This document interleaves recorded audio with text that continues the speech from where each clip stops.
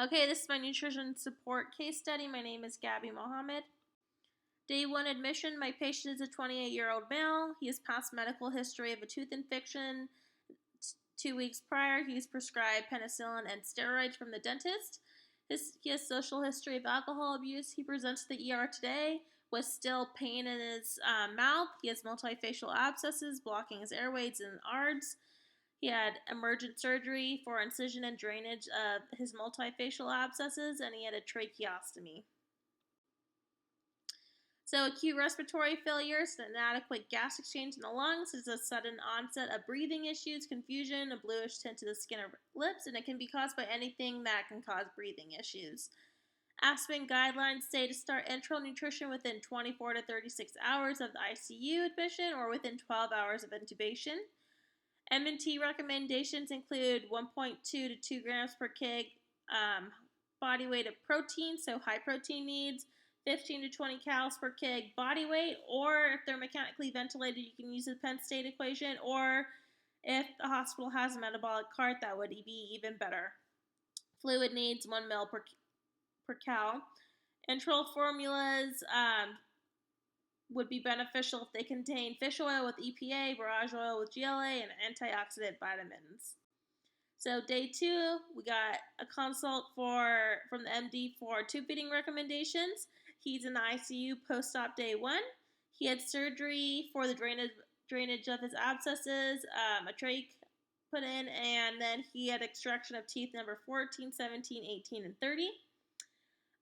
He has edema everywhere on his body. So he is 72 inches tall, 83.6 kilograms body weight, 26.8 kgs per meter squared for its BMI, and that would classify him as overweight. He is 111% of his ideal body weight, which is 80.5 kgs. His labs will not be significant throughout this process, but his glucose is high and his albumin is low, which makes sense since he is metabolically stressed and just had surgery and has wounds on his face.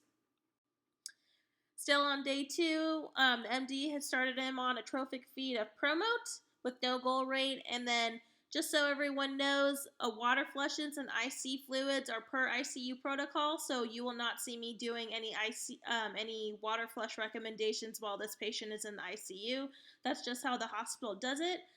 I decided to keep him on Promote because Promote aids in wound healing since he has so many neck abscesses. I thought that would be great, and it's also a standard formula, and he's tolerating it well, so I decided that there's no reason to change him.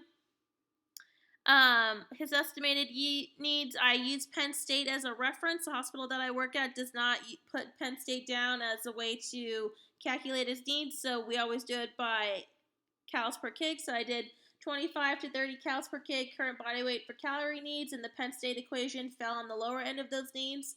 And then 1.2 to 1.8 grams per kg protein, and then 1 ml per cal fluid needs. So right now he's only meeting 51% of his calorie needs and 28% of his protein needs. So it's PES statement. We diagnosed him as inadequate protein energy intake related to intubation and mechanical ventilation as evidenced by MPO status.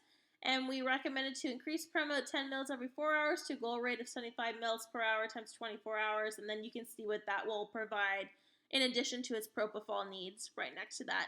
And then as always, water flushes per ICU protocol, as I had mentioned before. Day 3, he's still tolerating tube feed. He remains intubated and mechanically ventilated.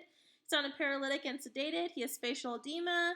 We don't know when he last had his bowel movement, and his sodium and glucose have normalized.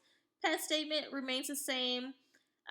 Estimated needs remain the same. He is now meeting over 100% of his estimated needs. Propofol has increased. It's at 100 mics per kg per minute. So he's receiving over 1,300 calories from propofol. He's only meeting 57% of his protein needs, and he's meeting 96% of his GRI.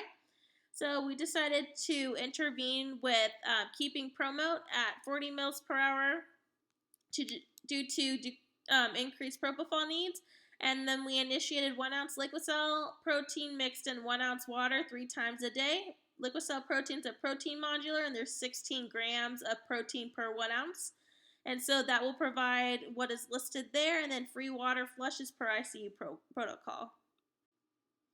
Day 5, patient still intubated, ventilated, sedated, and on a paralytic. He's tolerating his tube feeds. He had a bowel movement today, and he's positive 11 liters since admission. He's now on IV fluids. Estimated needs and PET statement has not changed. Those are his labs. Triglycerides have gone down from what they were on day 3. On day 3, they were above 500. So now he's meeting 97% of his needs, calorie needs, and over 100% of his protein needs. His propofol was decreased to 70 mics per kg per minute, which is great. We decided to intervene with increasing Promote to a new goal rate of 55 mils per hour times 24 hours with 1 ounce Liquicell mixed in 1 ounce water 3 times a day. And that's what the tube feed plus current propofol needs plus the Liquicell protein modular will provide right there, and free water flushes per ICU protocol as always. Day 8, we got a water flush consult. The patient was transferred out of the ICU.